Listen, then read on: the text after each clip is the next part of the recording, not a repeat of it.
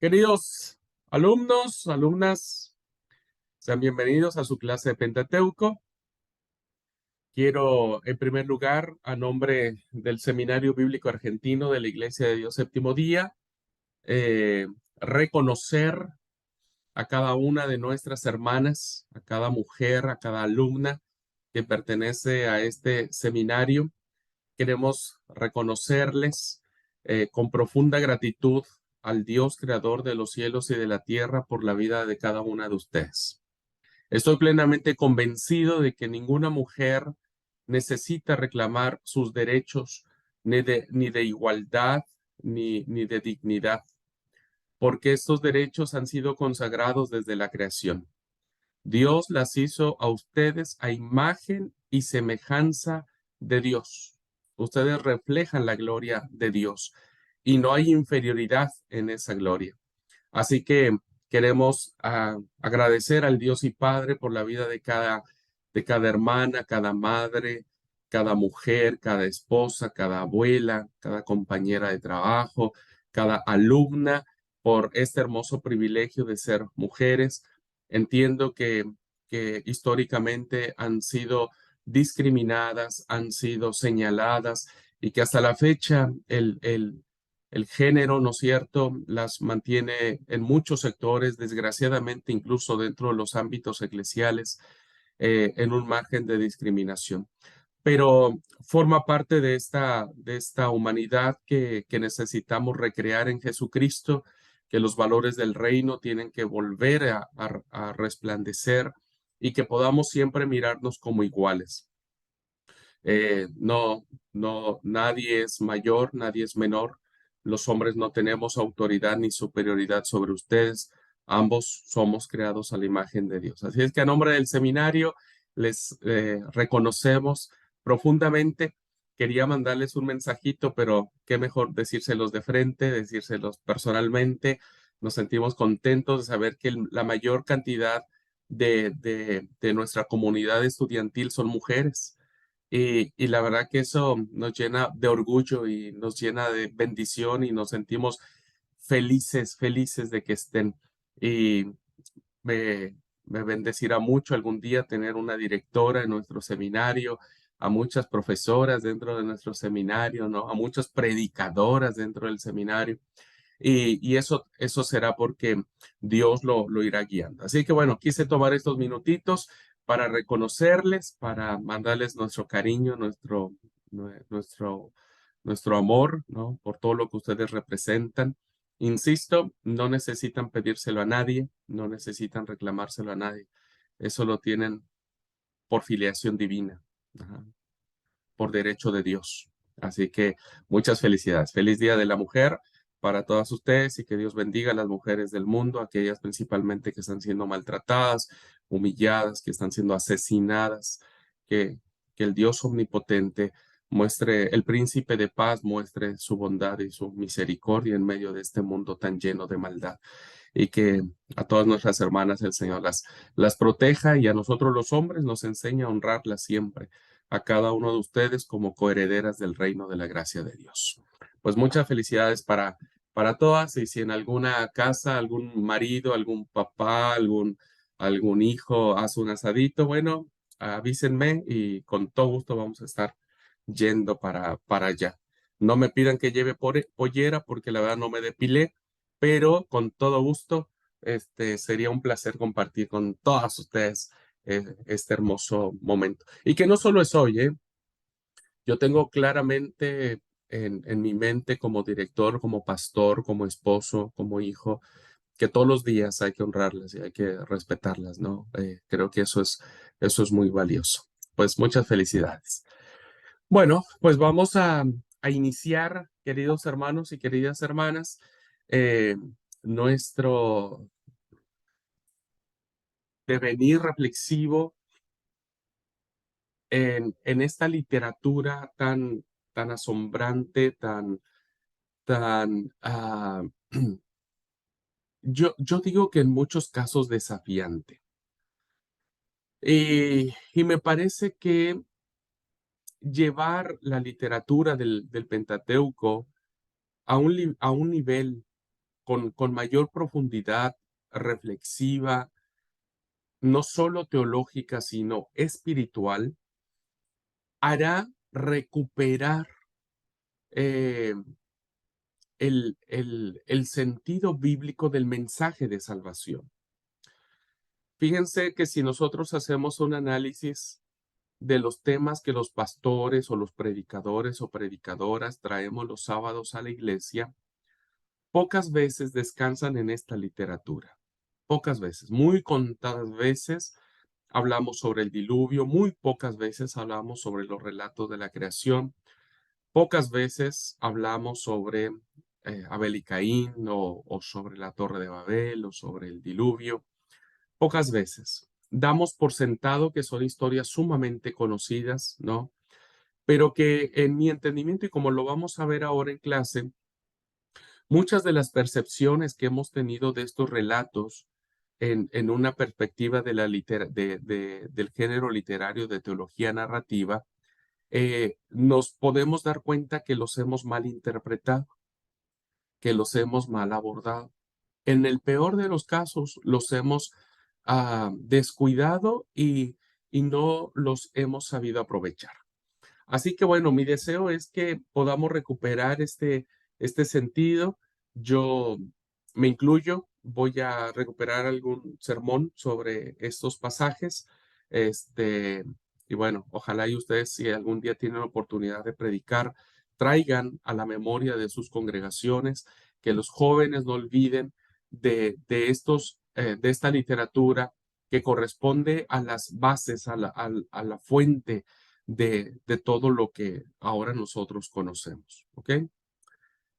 Bueno, dicho lo siguiente, ¿había dejado alguna tarea con ustedes solo para recordar, hermanos? ¿No? ¿Nada? No, nada. ¿No? Ok, gracias. ¿Puedo Bueno, hacer una pregunta, pastor? sí, sí, adelante, adelante. Ya Mario empezando con sus preguntas. No, aprovechando que tuvimos que hacer la lectura de los relatos de la creación y, y que hoy es el Día de la Mujer, tenía hace tiempo, había leído sobre algo que me quedó ahí grabado y ahora lo volví a leer y refloté eso.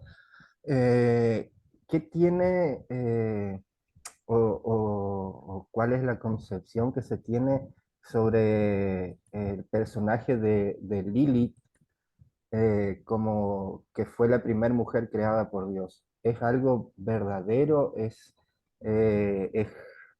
algo, porque lo leí por ahí que está en en la literatura hebrea, pero como no tengo mucho conocimiento sobre eso, quisiera preguntar. Sí, tampoco tengo muy claro el punto. En primer lugar, había escuchado esta teoría. Lo que no tengo muy claro si viene de la literatura rabínica o de la literatura apócrifa. Este, tengo dudas sobre la fuente de dónde viene este relato. Lo que nosotros sabemos de manera canónica es lo que leemos en nuestras Biblias. Eh, y lo que aparece ahí es que no tenemos un relato que tenga que ver con esta mujer principalmente.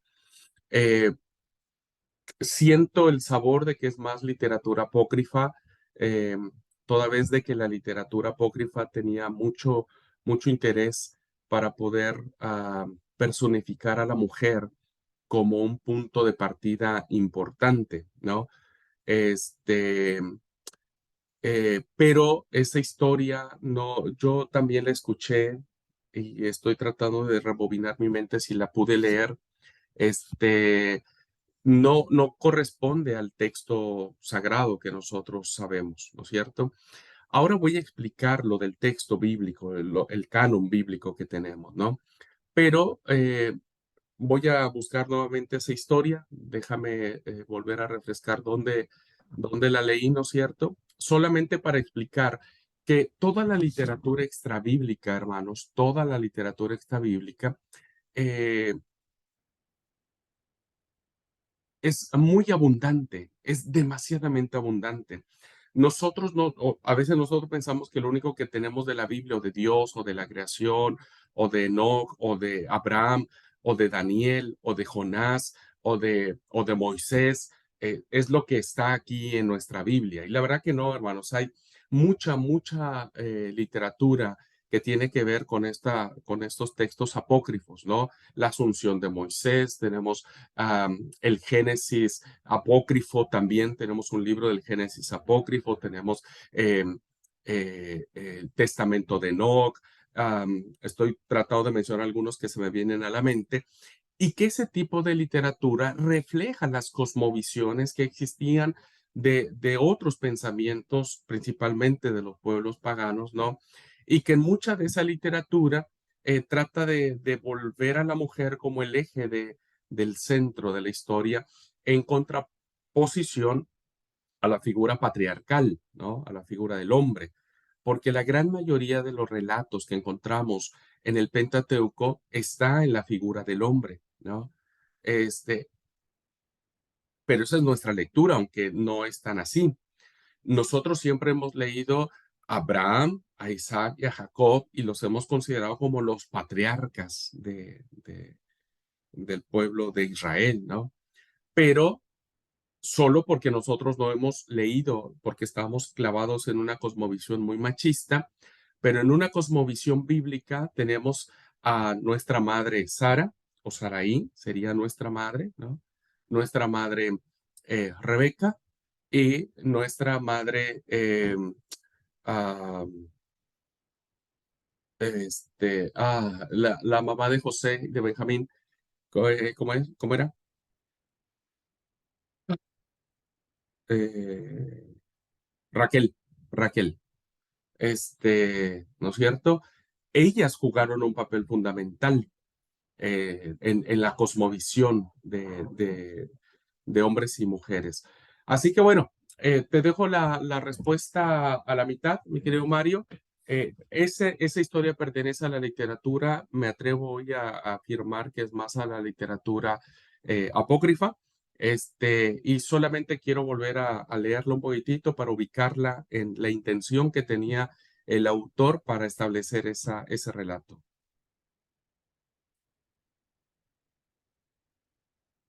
Así que lo tenemos ahí pendiente y seguramente en la próxima clase daré un comentario al respecto. Pero sí, yo había escuchado ya de esas. Lo que pasa es que la literatura apócrifa es reabundante. Yo siempre digo, a veces apenas leo el canónico, el texto canónico, este, y, Sí, y- y- a mí por ahí me surgió ayer y anteayer estaba leyendo o sea, los dos relatos, y por lo que yo había visto en su momento decía que el primer relato de la creación, donde dice que Dios creó al hombre y a la mujer al mismo tiempo, se refería a esta mujer. Y como que esta mujer después fue problemática, entonces después, que en el segundo relato, Dios crea a Eva, ¿no es cierto?, sacándole la costilla y lo que todos sabemos. Por Ujú. eso era Ok, la pregunta. ok, ok. Sí, sí, sí. Viene básicamente de la literatura apócrifa, ya lo puedo asegurar. Ahora voy a explicar la literatura canónica, o sea, voy a explicar lo que significan los relatos canónicos y ya después lo veremos. Según entiendo, se menciona en el folclore judío. Mira, bueno, ahora estoy peor en duda. Oh, déjenme, voy a revisar de dónde viene y hacemos un pequeño comentario en la próxima ocasión. ¿Ok? Bueno, Internet nos puede ayudar también, pero no lo leí en Internet. Yo tengo un libro donde leí eso. Solo estoy tratando de rebobinar dónde. Ya lo vamos a encontrar. Ta. Bueno, es interesante la literatura apócrifa. A ver si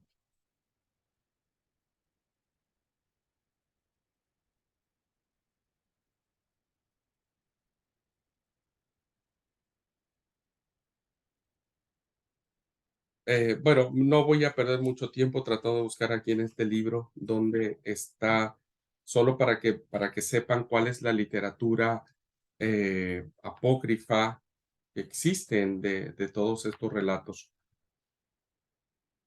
En fin, no, me parece que voy a perder mucho tiempo tratando de...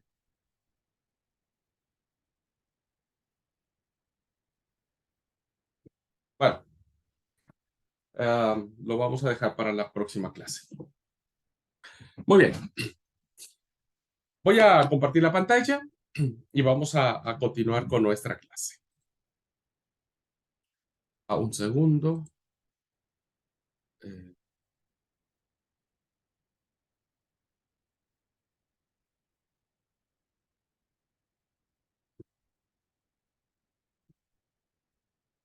Muy bien, ahora sí. Bueno, nos quedamos entonces analizando básicamente la importancia que tiene, queridos hermanos y hermanas, el hecho de considerar en todo lo que vale que los relatos creacionales con los que inicia el Génesis son relatos que no pretenden bajo ninguna circunstancia establecer algún concepto de evolucionismo como lo han planteado los grandes evolucionistas del siglo XVIII, XIX, XX, XXI, ¿no es cierto? Sino que toda historia debe tener un comienzo. Y ese comienzo o ese inicio, nosotros lo encontramos principalmente en estos relatos creacionales, ¿no? En estos relatos creacionales en donde en la creación se puede vislumbrar la mano creadora de alguien, ¿no? Que nosotros lo hemos llamado Dios y que evidentemente tiene un personaje fundamental, tiene un objeto, la creación. La creación no solamente ha sido hecha para la alabanza de Dios, sino para el beneficio, el beneplácito y la potestad que se le otorga al hombre. Entonces, lo que vamos a ver ahora, queridos hermanos y hermanas, es de manera muy general, insisto, no vamos a poder abarcar aquellas cosas que pueden parecernos a nosotros importantes. Nos vamos a detener solamente en algún momento de la cursada en la historia de Abel y Caín. Eso sí, lo vamos a ver con detenimiento, pero ahora vamos a ver de manera general lo siguiente. Bueno, vamos a analizar brevemente el primer relato, ¿no? El primer relato, la creación, que aparece a partir del Génesis 1, del versículo 1 al capítulo 2, versículo 4. ¿Mm? Bien, cuando nosotros leemos este relato, hermanos y hermanas, es como si nosotros nos imagináramos a un arquitecto que va a construir, a levantar una casa, un edificio, pero antes de empezar a construir, tiene que establecer las coordenadas, las medidas exactas, los puntos de referencia en que todo el andamiaje, en que todo el basamento, en que toda la construcción del edificio se va a asentar. Entonces nosotros podemos acercarnos al primer relato de la creación estableciendo las 7 categorías fundamentales que aparecen en el texto sagrado. Sin ser muy exhaustivo, porque tampoco soy erudito en numerología bíblica, todos los que nos acercamos al texto sagrado debemos saber que los números que aparecen en el texto no son obra de la casualidad. Ajá, no son obra de la casualidad. Todo lo que tiene que medirse, lo que tiene que establecerse en algún número, estos siempre tienen una carga simbólica. Ajá, tienen siempre una carga simbólica. Y el primer relato de la creación nos va a arrojar la primer carga simbólica en el número 7. Eh, el número 7, hermanos, bíblicamente significa perfección, significa plenitud. Ajá. En contraste con el número 6, que significa lo opuesto, ¿no? El número 6 significará confusión, significará lo incompleto, lo imperfecto, lo no acabado, lo no acabado. Por eso es que ustedes leerán que el símbolo mayor que encontramos del anticristo en el libro de Apocalipsis, ¿no es cierto? Tiene que ver con un número imperfecto, ¿no? El triple seis es el número de la bestia, perdón, no del anticristo, el número de la bestia. El número de la bestia es 666. No significa que va a aparecer un número 6 o alguien va a tener el 6 grabado en la mente o tatuado, qué sé yo. Es un número simbólico, es un número que significa lo incompleto, lo confuso, ajá, lo no acabado, lo imperfecto. Este, y todo lo que tiene que ver con el mal es lo imperfecto, no es lo pleno, es lo imperfecto, ajá, lo que crea confusión, lo que crea oscuridad. Pero el 7 simbolizará a Dios siempre, ajá. El 7 jugará un papel importante en muchos de los relatos del texto sagrado. El 7 significará entonces esa plenitud, eso que es completo, aquello que es perfecto. Ajá. Y entonces el primer relato de la creación, tomándolo como una narración teológica, como lo expliqué en la clase pasada, nos da a nosotros a entender ya de suyo propio que quien está teniendo el control de todo lo que va a suceder en estos 6 días y que se completará en el séptimo, ¿no? Lo ha hecho perfecto. Es lo completo, es lo total, es lo ideal. Ajá. Capítulo 1 y capítulo 2 del Génesis, todo lo que tiene que ver con los aspectos creacionales están enmarcados dentro de lo perfecto, dentro de lo completo. ¿Mm? El capítulo 3 en adelante empezará a marcarse el número 6, lo imperfecto. ¿Ah? Lo imperfecto. Porque el pecado entrará y distorsionará la imagen y nos enfrentaremos con el pecado y habrá consecuencias, muerte, destrucción, etcétera, etcétera, etcétera. ¿Ok? Ahora, ya entonces entramos con un simbolismo en el primer relato de la creación que si ustedes se dan cuenta no aparece este simbolismo en el segundo relato. Ujú. En el segundo relato no tenemos el diseño de los días o de los acontecimientos. Ajá. Solo lo tenemos en el primer relato. Entonces, el primer relato ya de suyo propio, tomando en cuenta el número 7 como categorías fundamentales, pues nos obliga a entender que el mensaje teológico que aparece esta narración nada tiene que ver con aspectos científicos. Y ahora voy a poner dos ejemplos. Ajá. Sino más bien tiene que ver con lo ideal, ¿no? La plenitud, la santidad, la perfección. Bien, estas categorías se dividen en los siguientes títulos, y le podríamos llamar de ese punto. La primera categoría tiene que ver con el tiempo etéreo, que aparece del versículo 3 al versículo 5, ¿no? En donde vemos donde dijo Dios sea la luz y la luz fue hecha.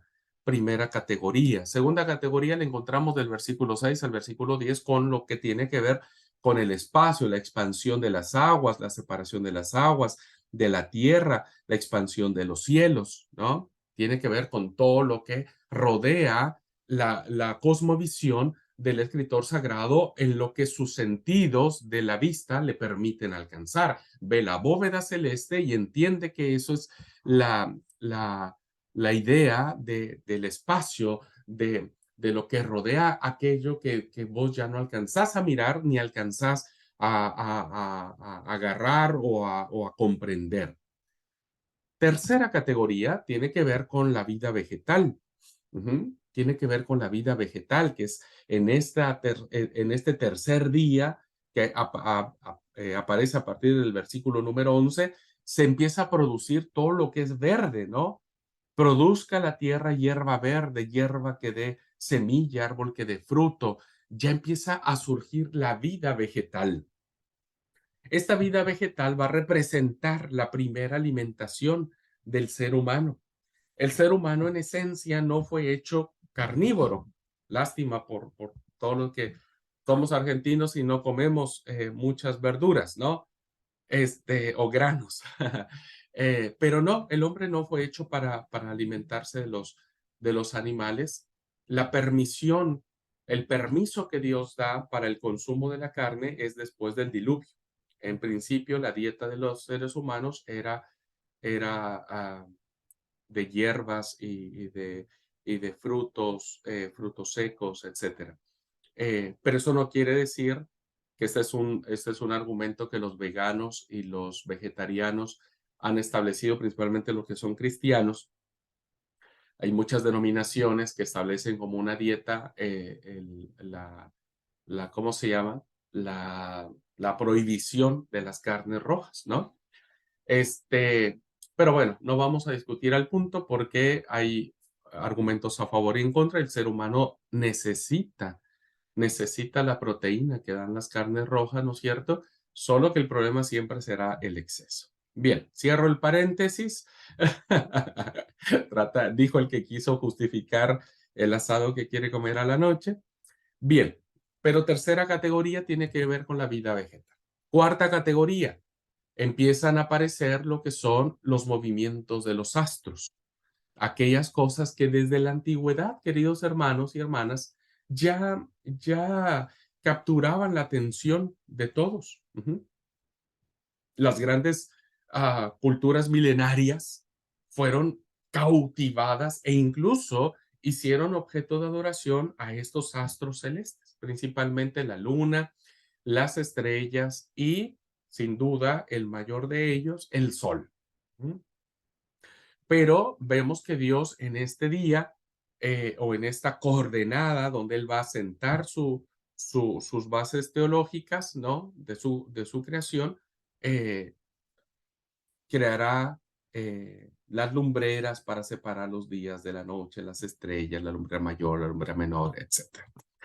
Quinta categoría, la vida animal. Surge entonces todo lo que es la vida animal a partir del versículo número 20, que dice, produzca las aguas seres vivientes, los grandes monstruos marinos, ¿no? Toda ave, todo lo que se mueva, la vida animal empieza a surgir, tiene vida, tiene forma, ¿no? Eh, ¿qué, qué, ¿Qué especies de animales se crearon aquí? Nosotros no sabemos porque esa no es la intención del texto sagrado. Recuerden, no es una historia científica. No quiere decir, el chancho Dios lo creó en ese día. Seguramente sí, ¿no? Incluso ustedes se darán cuenta que en la ley de la alimentación que aparece en el libro del Levítico, hay varios animales que ya ni siquiera existen hoy en día, ¿no? Se extinguieron con el paso del tiempo. Entonces, no sabemos qué animales fueron, ¿no? Para decir, este sí y este no. Eh, en la sexta categoría aparece como la corona de la creación, el hombre, ¿no? A partir del versículo 26 está el relato en donde Dios dice, hagamos al hombre a nuestra imagen y a nuestra semejanza. Y creó Dios al hombre a su imagen, a imagen de Dios los creó, varón y hembra los creó. Ahora voy a tomar este porque es muy importante este punto. Solamente vamos a plantear las coordenadas y la última coordenada, ¿no? Número 7, número simbólico, tiene que ver con el séptimo día, un día especial dedicado al culto divino, a la adoración a Dios. Ajá. La adoración a Dios. También voy a tocar un punto, una diapositiva dedicada a este tema del sábado. Pero lo que quiero decir, que si nosotros vislumbramos el séptimo día, el sábado, dentro de los aspectos creacionales, entonces Dios ha querido que este día, ¿no? Muy a pesar de muchas otras personas que lo entienden de diferente manera, entra dentro de este estado ideal, este estado de perfección, ¿no? Y que este día se mantuvo con el paso de los siglos y del tiempo, ¿no? Porque está dentro de la creación, porque no pertenece al pueblo judío, porque en este relato acá no existe Abraham, no existe Isaac, no existe Jacob, no existen los judíos. Eso que a veces nos dicen a nosotros, no, el sábado es para los judíos, pues la verdad es que no, porque el mandato de la rendición del culto a Dios viene dentro del capítulo 1 y el capítulo 2 antes de que entrara el pecado, antes de la caída. Por lo tanto, es creacional. Ajá, es creacional y es una bendición, ¿no? Voy a hablar un poco más al respecto. Bien, cierro este punto, hermanos, en el análisis. No voy a explicar día por día ni nada por el estilo. Cierro el punto de la siguiente manera. Nosotros como Iglesia de Dios Séptimo Día, dentro de nuestro credo, hemos aceptado, hemos creído que los días que se utilizaron para la creación han sido días literales. Y en muchos de nuestros credos siguen estableciéndose que Dios utilizó 24 horas para crear todo lo que ya dije y lo que ya leímos, ¿no? Yo no quiero ir en contra de nuestro credo porque creo que puede tener bases sólidas para entender que Dios creó en un día todo cuanto existe, ¿no? Ah, pero esta parte de nuestro credo no me impide a mí pensar por qué Dios necesitaría 24 horas para realizar esto. Sí o sí necesitaba 24 horas, o sí o sí podría haberlo hecho en 12 horas, o podría haberlo hecho al instante, tal vez, puede ser, ¿no? O Dios en su soberanía quiso que fueran 24 horas, son los días con los que nosotros contamos, ¿no? En la expresión y fue la tarde y la mañana del día primero. Ujú. Entonces, si lo tomamos de manera literal, entendemos que fueron días de 24 horas. Ajá. Pero creo que es válido siempre plantearnos estas inquietudes, ¿no es cierto? Que nada atentan con nuestra fe. Ujú. Porque está la otra postura, que ah, los días no hayan sido literales, sino que los días hayan sido simbólicos y la expresión la tarde y la mañana sean expresiones simbólicas de un tiempo indeterminado, en donde lo que al autor le interesa no es decirnos que Dios pudo haber utilizado 24 horas para crear esto o hubo que haber pasado 3 millones de años o 5.000 millones de años o 20.000 millones de años. Es muy probable que el autor bíblico, no le interesara esa parte. Si nosotros concedemos razón a que los días que establecemos en este relato, primer relato de la creación, no son literales, sino que son simbólicos, entonces, cuando alguien nos venga y nos dice, oh, nos encontramos los restos de un fósil de hace 20 millones o 50 millones de años, nosotros lo aceptaríamos y diríamos, sí, está bien. ¿Cuál es la diferencia? Que ninguno de los dos, en ninguna de nuestras dos posturas que podríamos tomar, ya sea la oficial nuestra como Iglesia de Dios, o sea, considerar los días como simbólicos, ¿no es cierto? En ambos casos, o en ambas hipótesis, o en ambas verdades, como ustedes quieran plantearlo, ¿no? La intención que tenía el autor la seguimos preservando. ¿Y cuál es la intención que tenía el autor para hacerla preservar? Pues la intención de que fue Dios quien lo hizo. En esencia, queridos hermanos, lo que el autor bíblico, el escritor sagrado está estableciendo, que ante la competencia que cada cultura establecía, sus propios mitos creacionales, los sumerios, los babilonios, los egipcios, cada uno de ellos tenía su propia historia de cómo el mundo fue creado. La historia de Elisha Umani ¿no es cierto?, es un claro ejemplo de cómo las cosmovisiones mitológicas establecían, ¿no?, que el dios Marduk había establecido todo lo que tiene que ver con la creación. Ustedes pueden entrar a internet, busquen la historia creacional sumeria, ¿no es cierto? Y entonces se van a dar cuenta que todas esas culturas con las que convivía Israel establecían o le daban crédito a sus propios dioses. Entonces Israel dice, no, el Dios de dioses es Jehová, es nuestro Dios. Por eso incluso hay un salmo que no estoy recordando ahora el número, pero ustedes búsquenlo. Dice que la reunión de todos los dioses, en la reunión de todos los dioses o en la asamblea de todos los dioses, Dios es el Dios de todos ellos. Es decir, la cosmovisión judía reconocía la existencia de esos dioses, ¿no? Y decía, ok, si ustedes como culturas reconocen que sus dioses existen, les vamos a conceder razón. Sus dioses existen, pero ¿qué creen? Hay un Dios superior a ellos. Es el Dios de todos sus dioses, ¿no? Y ese es el Dios nuestro. Entonces, es interesantísimo abordar el estudio del primer relato de la creación, queridos hermanos, a la luz de estos conceptos que les he dado, ¿no? De estos tips que les he dado. Y quiero cerrar este primer relato en esta primera parte argumentando que, este, ah, bueno, a ver, hay una pregunta. Eso iba a preguntar si alguien tiene alguna pregunta. Salmo 82, gracias, gracias. Eh,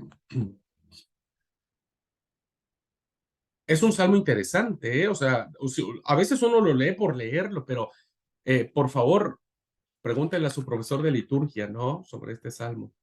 Dios está en la reunión de los dioses, en medio de los dioses juzga, dice el salmo, ¿no? En medio de la asamblea. Bueno, Rocío dice, esto me hace pensar en que muchas veces nosotros limitamos a Dios, a veces sin querer, porque nuestra mente es limitada. Sí, sí, exactamente.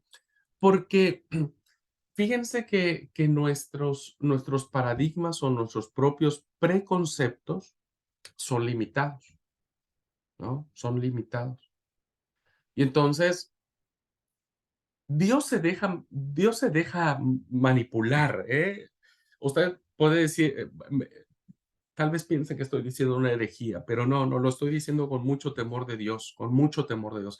Entiendo que Dios nadie lo puede manipular, es un Dios soberano, eso me queda re claro. Pero ya lo vamos a ver cuando veamos libros proféticos y ustedes van a ver un par de historias en donde parece ser que Dios sí se deja manipular por lo que le está diciendo la gente y Dios accede como si fuera esta parte, ¿no? Que nosotros a veces pensamos o sentimos que Dios nos tiene que responder como nosotros queremos. Pero lo hace por un propósito. Es asombroso, es maravillosísimo. Entonces, cuando nosotros vemos el relato de la creación, vemos a un Dios que va mucho más allá de alguien que quiere pelearse para demostrar si venimos del mono o del chango o del simio o del orangután, ¿no es cierto? O si Dios nos creó, va mucho más allá de eso. Porque si nosotros concluimos que no solo el hombre es creado por Dios, si nosotros concluimos que no solo los 6 días, las 5 cosas que aparecen en estas 7 categorías fueron creadas por Dios, el hombre también necesariamente tuvo que haber sido creado por Dios. ¿Mm? Ahora, no sé, pónganse a pensar un poquitito, sin a volar su imaginación. Supongamos, concedamos razón a los evolucionistas que dicen que nosotros venimos.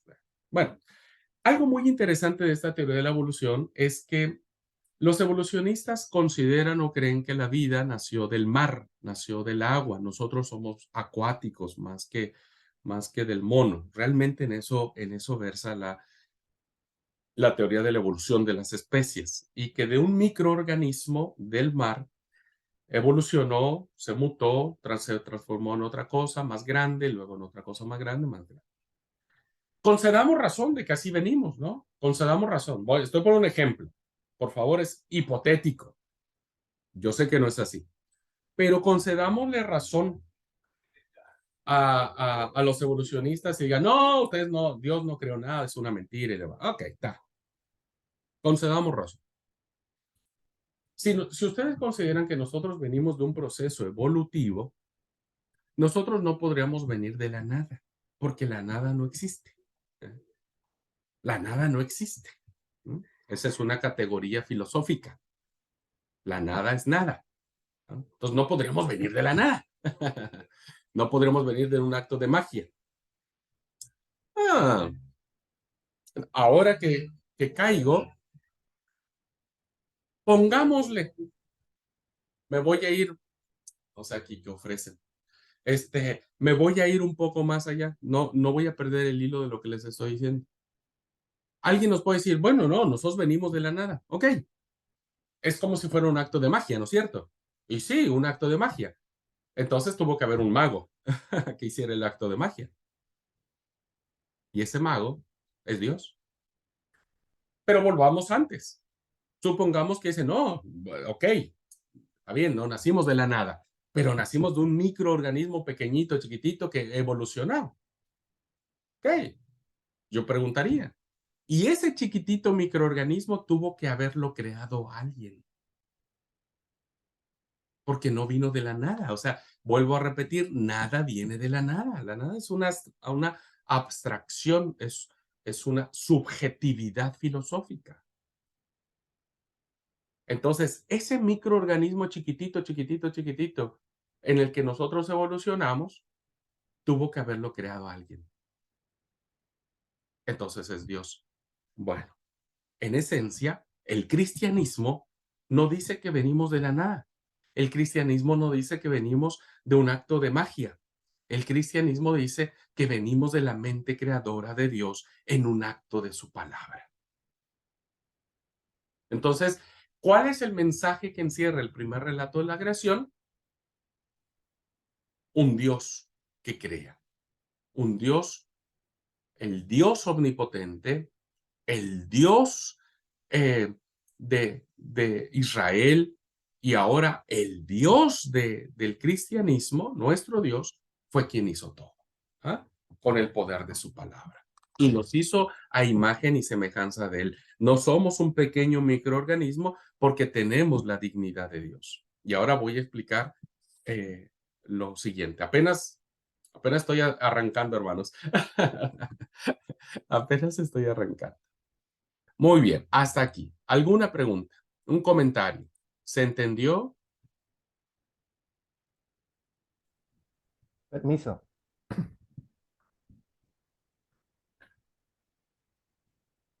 Adelante, amigo. Eh, con respecto a lo que hablábamos recién, siempre me quedó esa duda de qué contestarle a una persona cuando venga y te diga, bueno, más por el tema de los dinosaurios y los fósiles. Si tu Dios es tan perfecto y creó todo, ¿por qué después destruye a los dinosaurios? En ese sentido de refutar la creación de Dios o de poner a Dios como que creó y después se arrepintió y termina destruyendo, o cómo se explicaría esa situación.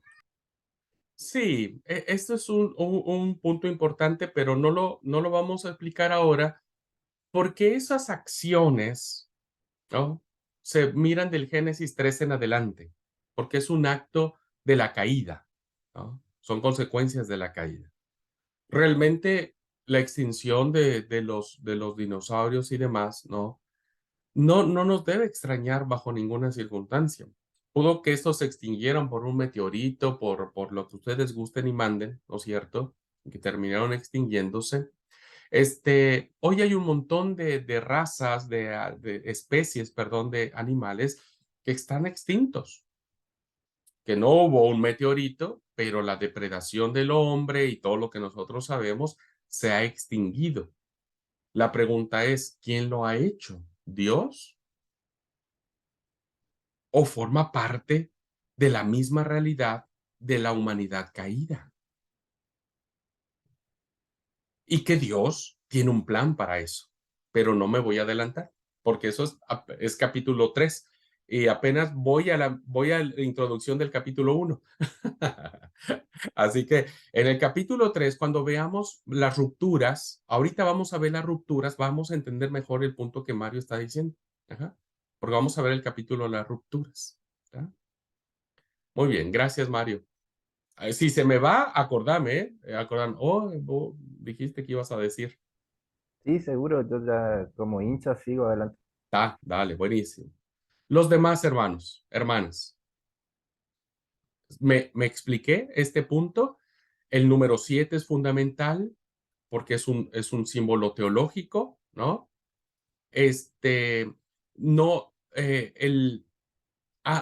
otra cosa que iba a decir a favor de lo que es que estos días, porque muchos dicen que es de 24 horas, otros más. Esta narración de este capítulo, hermanos, de este primer relato, no tiene que ver con vuelvo a repetir, con un libro de ciencias naturales.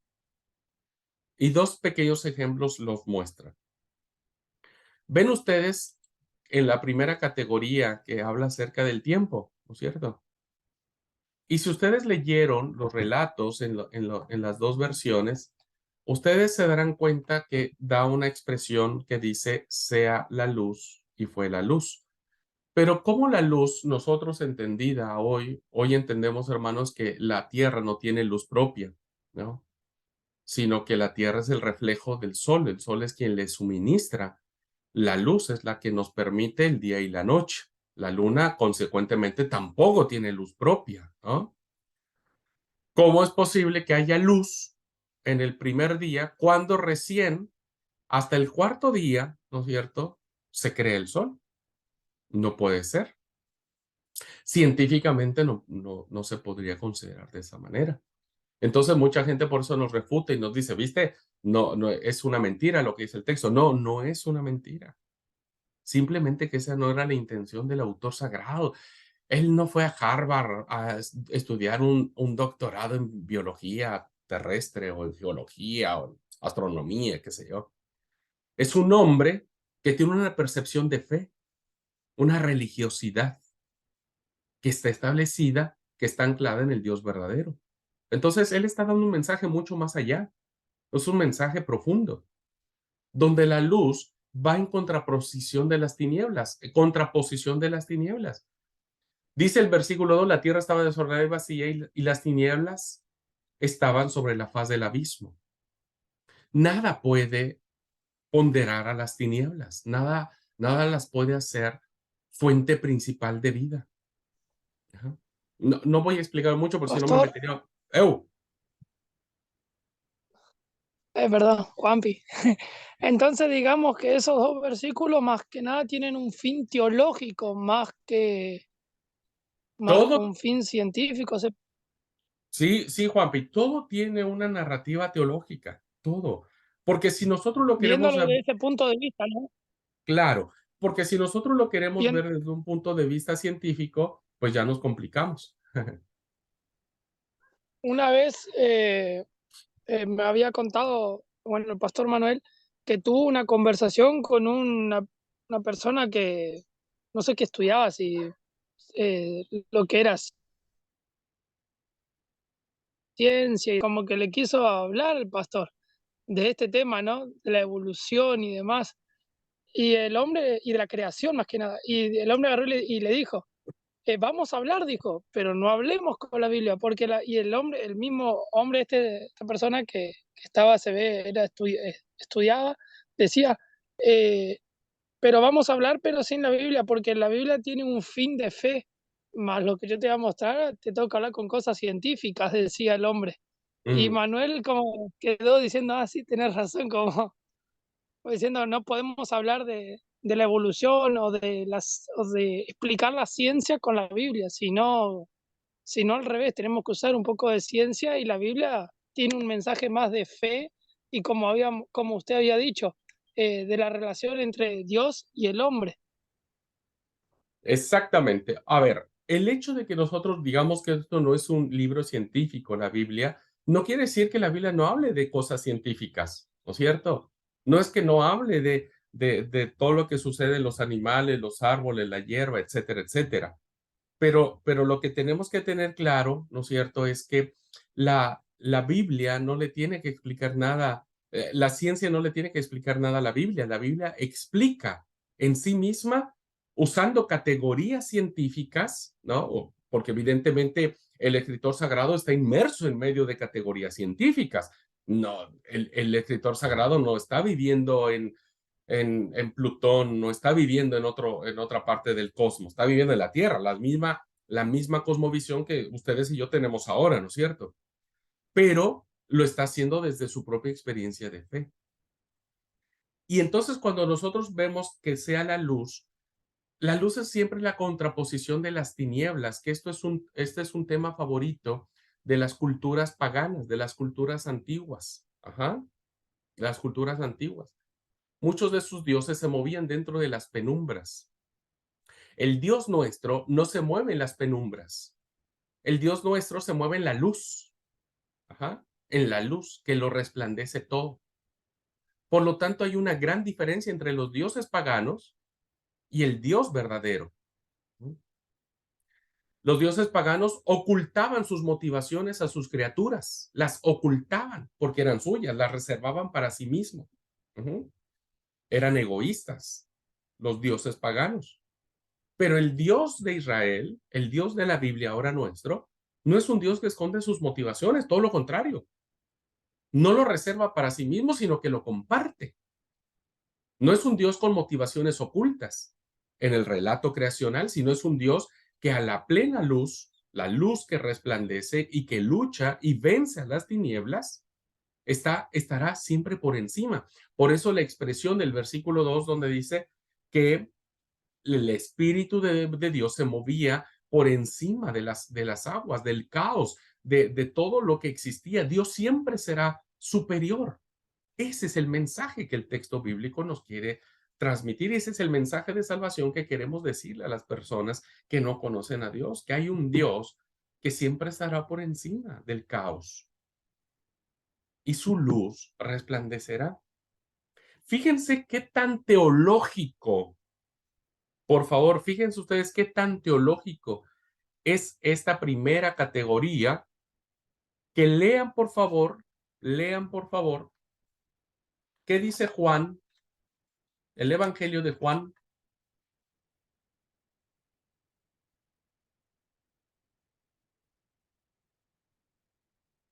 capítulo 1,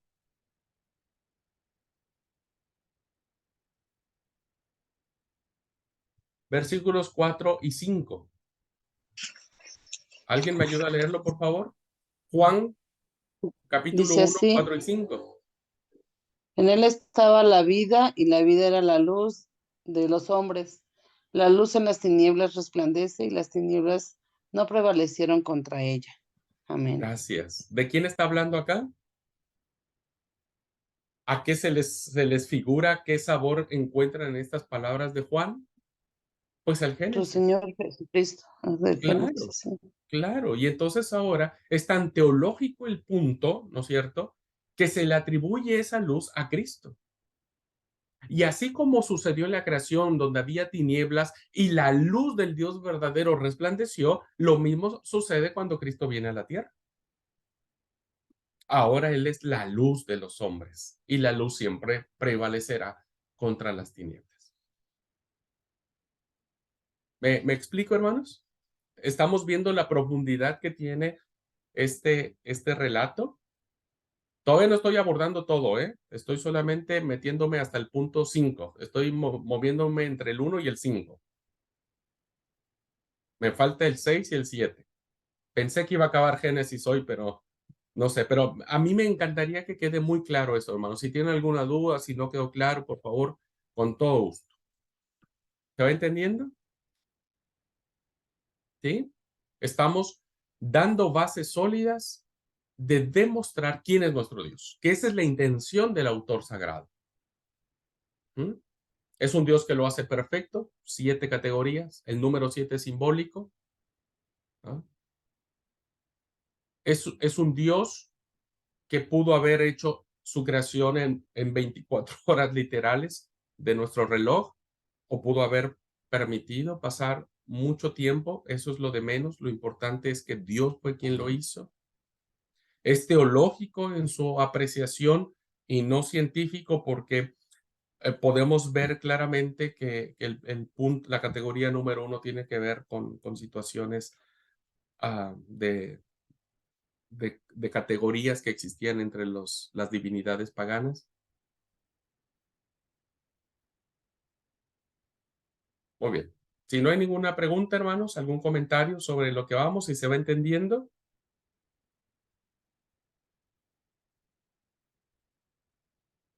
Y si no, hermanos, vuelvan a ver la clase.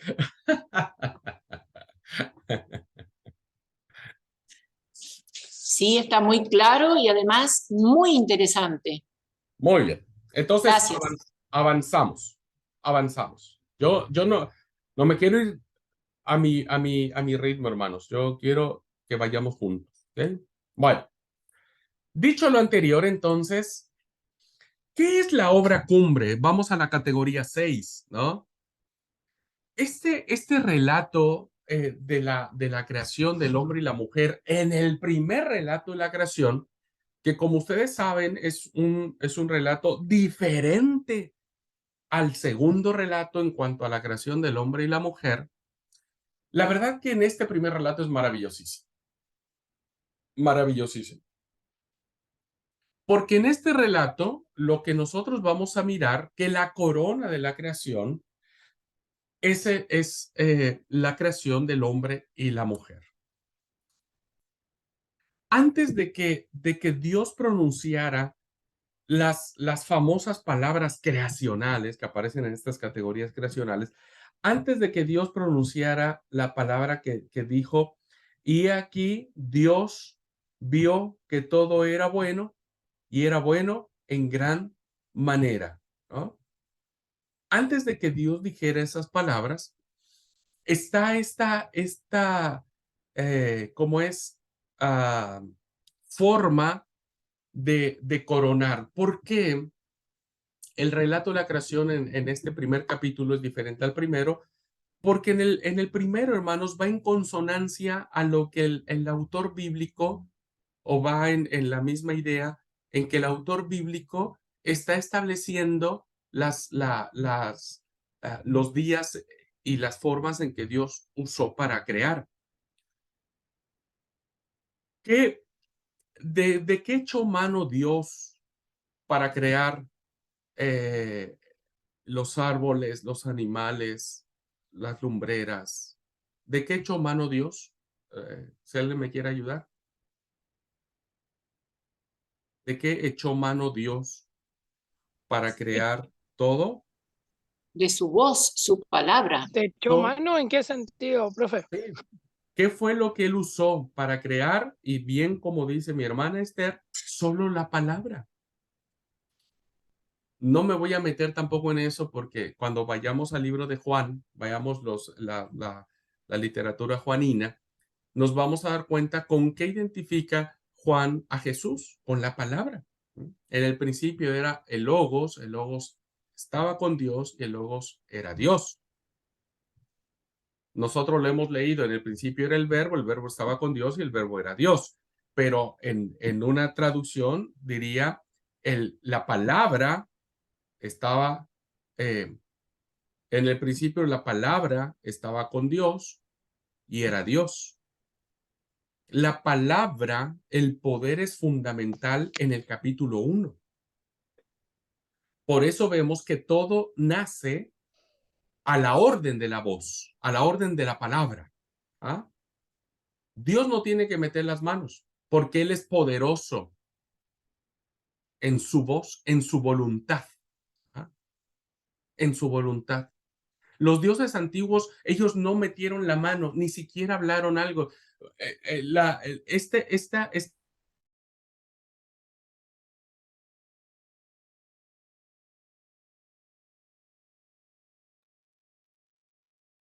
Perdón, hermanos, ¿qué pasó? ¿Alguien sabe qué pasó?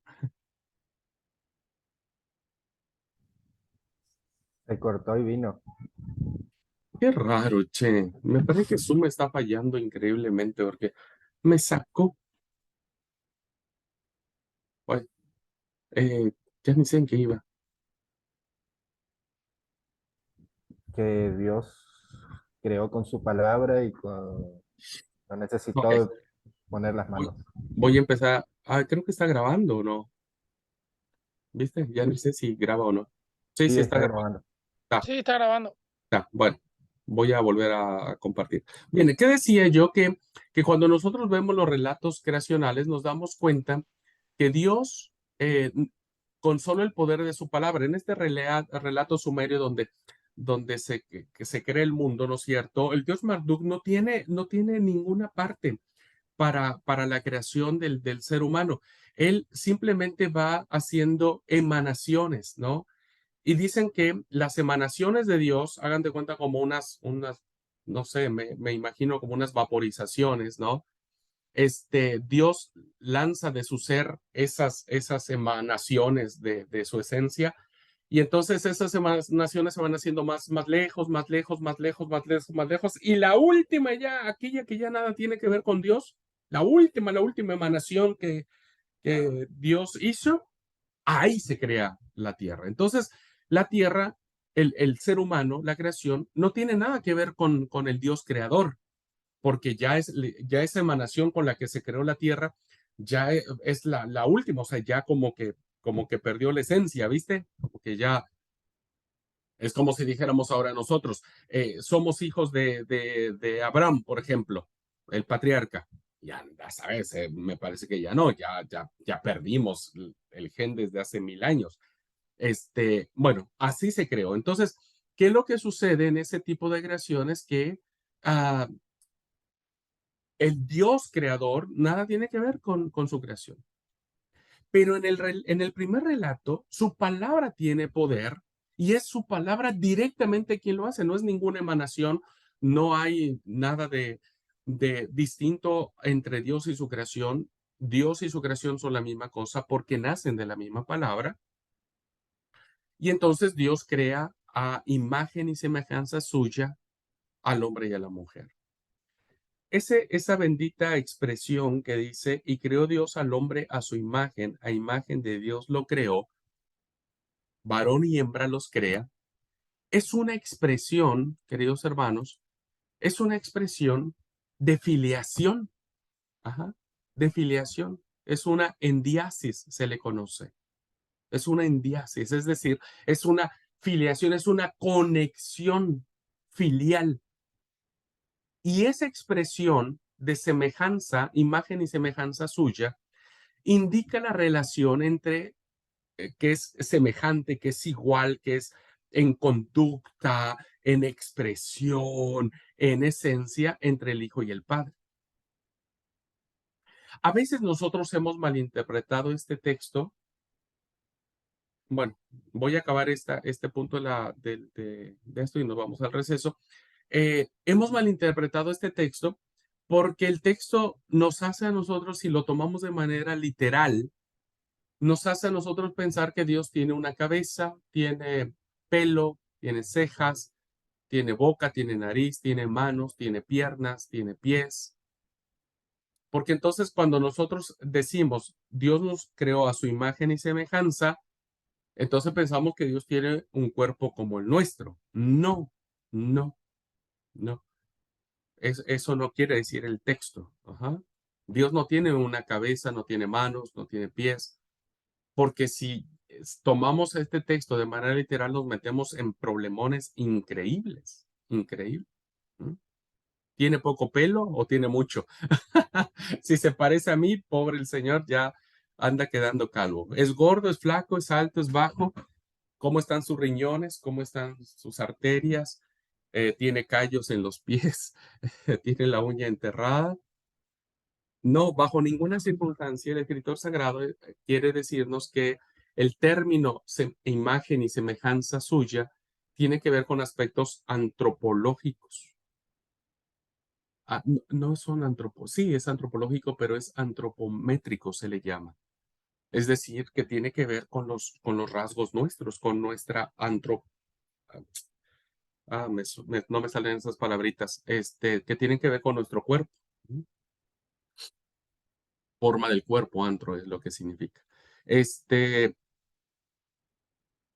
significa entonces? Ujú. ¿Qué significa?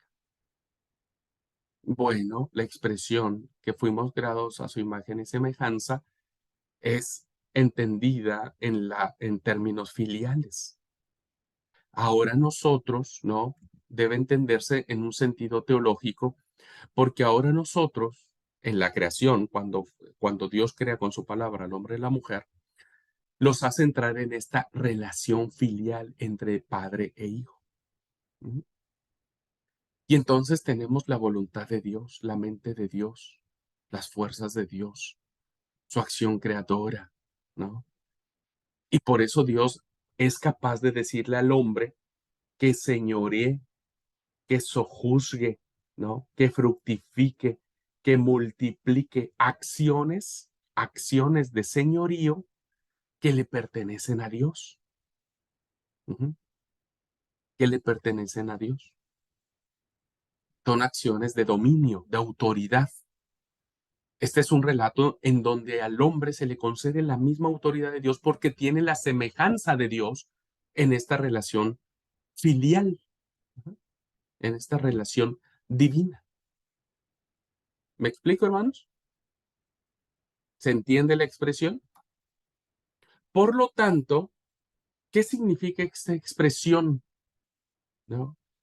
Significa que Dios ha designado una filiación divina, es decir, tenemos un parentesco, si quieren llamarlo de esa manera, ¿no? Tenemos un lazo que nos une con el Dios que nos ha hecho parte de Él. Es decir, entonces, que en este acto Dios concede por gracia santificante, solo por su gracia, su absoluta gracia, hermanos, a la persona humana, esa gracia santificante.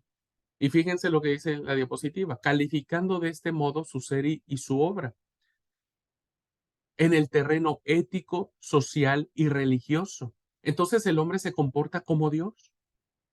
Ajá. Porque tiene esa impronta. Ajá. Porque tiene ese reflejo.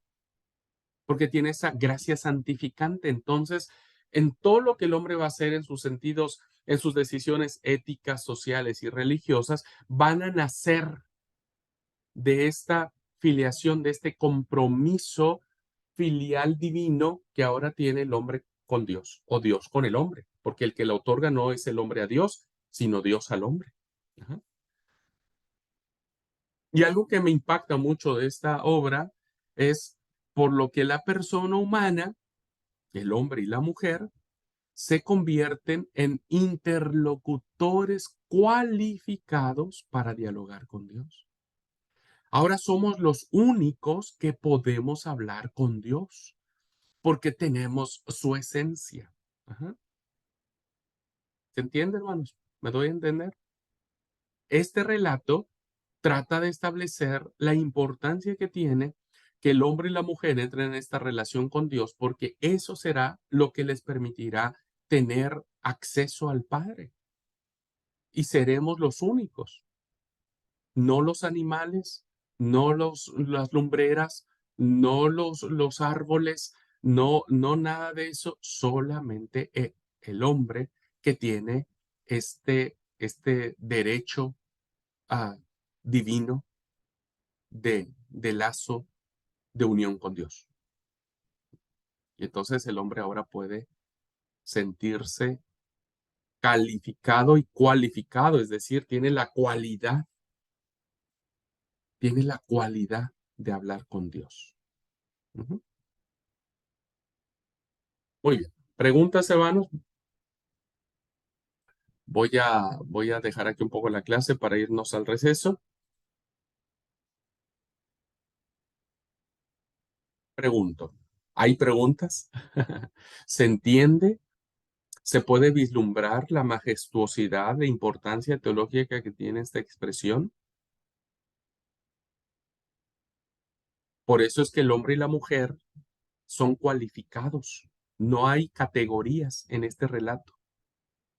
Ya vamos a ver la categoría en el otro relato, porque ahí sí, ahí me va a decir, no, a ver, ahí en el segundo relato primero fue creado el hombre. Entonces, da la intención o da la comprensión de que el hombre tiene autoridad porque fue creado primero. Pero en este relato, estamos centrándonos en este relato no. No existe eso. No hay subordinación, no hay quién fue primero, quién fue después, no la hay. Solo hay la expresión de que el hombre y la mujer son los cualificados para dialogar con Dios, porque tienen su imagen y semejanza. ¿Okay? Qué bueno, hermanos. Gloria a Dios por ello. Bendito sea el Señor. Bendito sea el Señor que ustedes y yo, a través de esta enseñanza, podemos darle la gloria al Padre por permitirnos tener esta virtud de poder hablar con Él, de poder charlar con Él, de tener su impronta, de que nos haya convertido parte de Él en esta filiación por adopción. Que a mí me emociona, me emociona mucho.